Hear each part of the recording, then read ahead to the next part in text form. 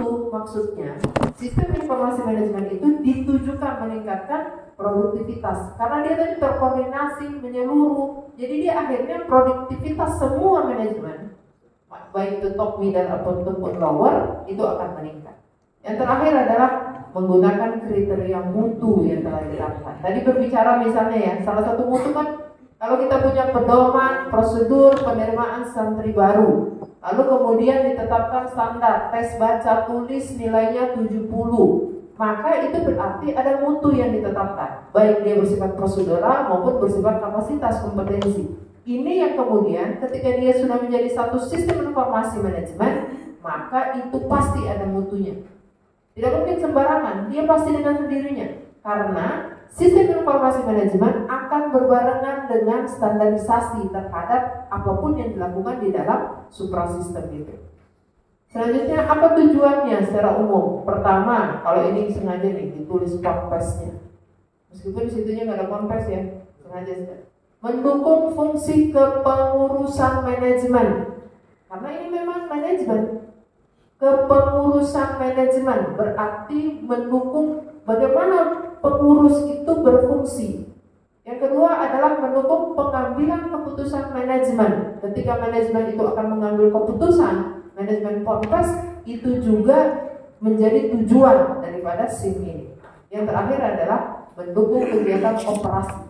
Jadi yang dimaksud dengan operasi, misalnya tadi sistem penerimaan santri baru sudah ada proseduralnya dengan sosialisasi, dengan tes, dengan apa. Operasi itu berarti implementasi dari sistem yang prosedural itu yang telah ditetapkan. Itulah sistem informasi manajemen tadi itu akan mendukung kegiatan operasi.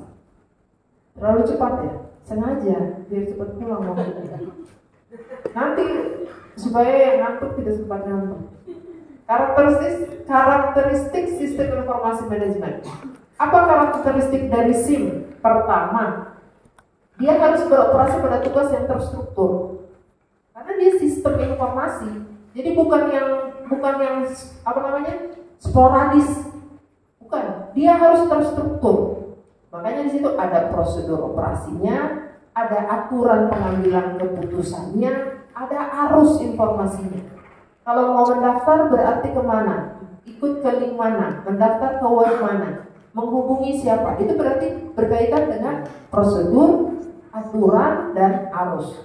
Kalau misalnya tadi, ternyata melewati batas waktu, di situ berarti ada aturan pengambilan keputusan. Kalau tadi sama, misalnya ada ponpes yang menetapkan batas terakhir adalah seperti ini. Itu akan dilematis ketika santri yang daftar tidak mencukupi kuota. Akan dilematis, oke lah, akhirnya sistem buka tutup satu. Yang kedua, kuota terpenuhi. Tapi karena pesantren mikir kasihan anaknya nanti begini. Apalagi ibunya datang, orang tuanya dengan air mata. Udahlah, akhirnya menjadi buka tutup. Nah ini hal-hal ini sebenarnya yang kemudian terjadi. Yang kedua karakteristiknya adalah meningkatkan efisiensi dan mengurangi biaya. Kalau kita sudah punya sistem informasi, nggak sampai ngobrolnya. Karena dia sudah menjadi sistem, bisa diakses oleh semua orang. Itu efisiensi dan mengurangi biaya. Kembali, mengurangi biaya yang dimaksud bukan mengurangi bayaran uangnya, bukan. Mengurangi fungsi-fungsi keuangan. Karena setiap ada kegiatan, di situ ada fungsi keuangan. Yang selanjutnya adalah menyediakan laporan dan kemudahan akses yang berguna bagi pengambil keputusan. Jadi, sistem informasi itu dengan sendirinya. Jadi kalau misalnya sesuatu itu dilakukan, kalau dia tersistem, pasti karakteristiknya ada laporannya. Tidak mungkin tanpa laporan. Karena itu menjadi bagian dari sistem tadi. Kalau kita bilang ada alur sistem, kan dia sampai kepada umpan balik, sampai kepada pengendalian. Nah, itu dilakukan, hanya bisa dilakukan kalau ada laporan atau selesai. Selanjutnya, nah ini dia, SIM berbasis komputer. Sistem informasi manajemen yang berbasis komputer. Atau kalau pendekatan kita adalah teknologi informasi. Itu yang seperti apa? Dia pasti terdiri dari manusia. Komputer itu nggak bisa jalan sendiri kalau tidak ada manusianya. Kedua, ada perangkat kerasnya, ada CPU-nya, ada di depan kita komputernya, laptopnya, atau kepada tadi Android-nya. Kemudian selanjutnya ada software-nya, ada perangkat lunaknya. Kalau misalnya nggak ada perangkat lunaknya, bagaimana kemudian komputer itu bisa jalan? Ada datanya. Sistem informasi yang kita bentuk, ada manusianya, ada softwarenya, ada hardwarenya. Kalau nggak ada datanya, gimana ceritanya? Akan menjadi sebuah informasi, makanya ada datanya. Dan kemudian ada prosedur organisasi. Prosedurnya itu saling berinteraksi untuk menyediakan data. Jadi data-data yang banyak tadi itu sebenarnya disusun, akan diolah menjadi suatu prosedur yang kemudian akan menjadi informasi yang tepat kepada pihak, baik di dalam maupun di luar organisasi. Jadi kalau pengambilan keputusan yang dilakukan oleh manajemen, mau top, middle, atau lower, bukan berarti itu kembali kepada manajemen internal.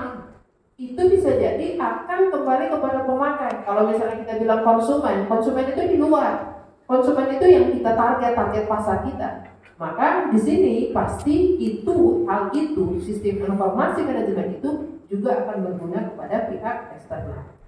Nah, sekarang ini membandingkan antara kemampuan manusia dan kemampuan komputer. Sebelumnya kita bilang bahwa kalau sistem informasinya itu berbasis komputer, tidak otomatisasi, tetapi yang lebih penting adalah manusianya. Jadi the man behind the gun. Kan misalnya gitu kan? The man behind the gun. The gun-nya itu, senjatanya tidak bisa jadi apa-apa kalau dia bisa bikin apa. Jadi sama. Makanya di sini berusaha untuk dilihat kemampuan manusia. Dia pakai intuisi dan penilaian. Kalau komputer cepat saja karena dia mesin. Kemudian manusia itu lebih fleksibel dan adaptif. Dia akan menyesuaikan dengan situasi dan kondisi. Tapi komputer akurasi data. Kalau mau bilang angka, yang paling cepat adalah lewat komputer. Kemudian responsif terhadap kejadian tidak terduga. Jadi kalau kejadian tidak terduga apapun, misalnya memunculkan harusnya ada keputusan yang diambil, maka itu ada pada kemampuan manusia, bukan pada kemampuan komputer. Karena komputernya menyimpan. Atau masuk di Google, dia sudah menyimpan data yang tidak terbatas. Waktu kau minta, dia keluar sah. Meskipun misalnya dengan kata-kata itu sebenarnya bukan yang kita tuju, tapi karena dia adalah penyimpanan yang sangat besar, maka dia akan memberikan apa yang kita minta. Yang selanjutnya adalah kemampuan manusia itu mengenali pola tindakan. Jadi pola tindakan maksudnya pola tindakan yang akan mau dilakukan itu apa. Sementara kalau komputer, dia efektif untuk tugas yang berulang. Jadi kalau kau minta tentang teknologi informasi, oke, dia keluar. Kita keluar lagi, kita minta lagi, berulang, tetap itu. Tapi kalau manusia, kita suruh berulang, ya pasti ya kan? Nah, begitu kan, ketemu apa sih kalau ayo sholat, berkali-kali dia pasti. Nah, ini kita tidak berbicara negatif positifnya ya, tapi itu maksud. Dia mampu mengenali pola tindakan. Atau mau ada dikasih tahu, dia tidak akan langsung kayak bergerak langsung gitu. Tapi nanti dia kasih jeda dulu. Kayak dia mau melawan tapi dia tak bisa melawan, baru dia bergerak pelan-pelan. Nah itu kalau manusia kan, akhirnya kita hanya bisa pola. Oh begini pola tindakan. Yang selanjutnya adalah manusia itu bisa merencanakan dan penetapan tujuan. Komputer enggak otomatis, bisa ditentukan tujuan. Malah dia tidak bisa merubah apapun. Mampu menetapkan prosedur dan kontrol. Di sini berfungsi hampir secara terus-menerus. Maksudnya begitu terus-menerus. Dapat mengemukakan argumentasi, tetapi komputer dapat diperbaiki, ditingkatkan kemampuan. Kita lupa bahwa saat ini komputer itu atau web itu dilengkapi dengan AI, Artificial Intelligence. Nah, Artificial Intelligence ini sebenarnya mau mendekati atau mau meningkatkan kemampuan komputerisasi. Kalau yang paling mudah biasanya kita bilang, atau kalau di FB atau di WA atau di medsos apapun, di Google, kita cari misalnya tentang sakit sendi contohnya. Maka tiba-tiba nanti ketika kita buka FB, padahal kita belum Google nih, kita buka FB, maka yang muncul informasi tentang sendi saja. Itu karena itu sudah ada artificial intelligence-nya. Artificial intelligence itu artinya adalah intelligence buatan. Nah, sama itu. Kemudian makanya di sini dikatakan dapat diperbaiki dan ditingkatkan kemampuannya. Yang selanjutnya adalah kemampuan manusia dapat membaca, tapi komputer hanya bekerja kalau diperintah. Kita tekan, dia bisa. Tapi manusia berada di sini, maka dia bisa membaca semua yang ada di sini.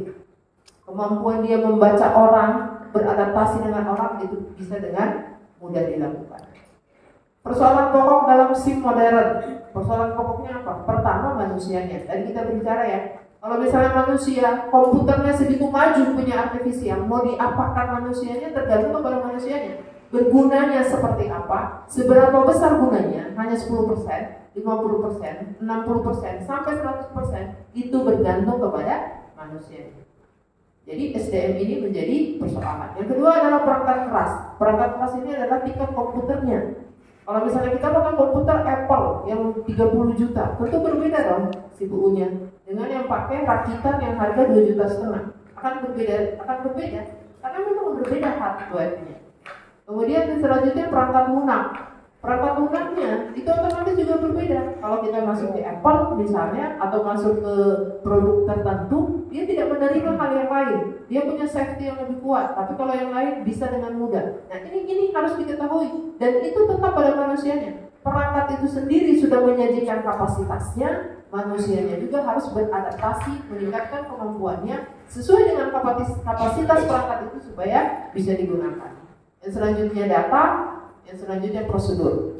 Jadi kalau misalnya persoalan kita adalah data kita kurang lengkap, data kita tidak akurat, data kita tidak persis, itu masalah.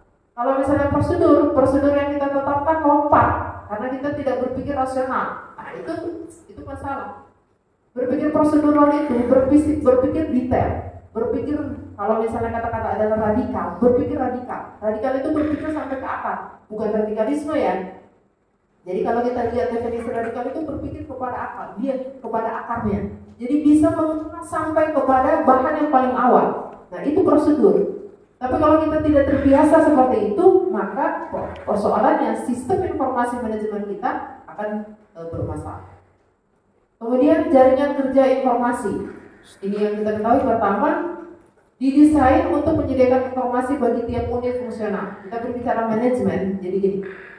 Manajemen yang ada pada Ponpes itu punya fungsi-fungsi tersendiri.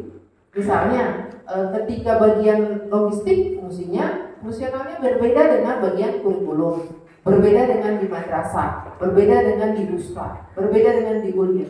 Itu yang dimaksud bahwa jaringan kerja informasi itu akan sangat berkaitan dengan fungsional dari tiap-tiap unit. Karena informasi itu akan berguna sesuai dengan fungsional tiap-tiap unit.